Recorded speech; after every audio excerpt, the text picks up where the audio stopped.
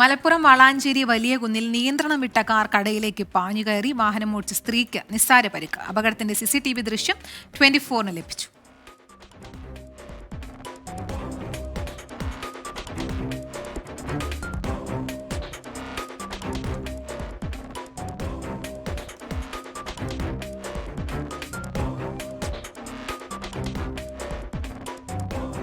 Sameer bin Kareem ചേരുന്നുണ്ട് വിശദാംശങ്ങളുമായി. സമീർ, വലിയൊരു അപകടം ഒഴിവായി എന്ന് പറയേണ്ടി വരും.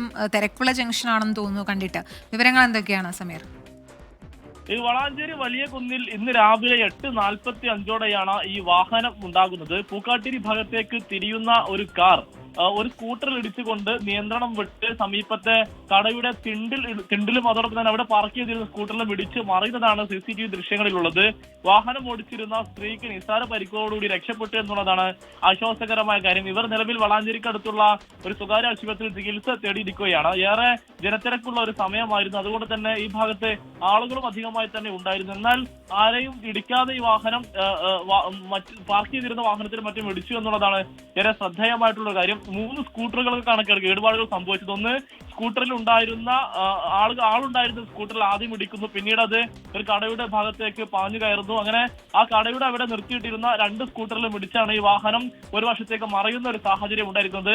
അതിന് തൊട്ട് സമീപത്തായി 3 പേർ നിൽക്കുന്നു നമുക്ക് ദൃശ്യങ്ങളിൽ കാണാവുന്നതാണ്. എന്നാൽ ഇവരെ ഭാഗത്തുനിന്ന് തട്ടാതെ ഇവർ ഓടി രക്ഷപ്പെടുന്നു നമുക്ക് ദൃശ്യങ്ങളിൽ കാണാവുന്നതാണ്. ശരി, സമീർ ബിൻ കരീമാണ് വാർത്തയുടെ വിശദാംശങ്ങൾ നൽകിയത്.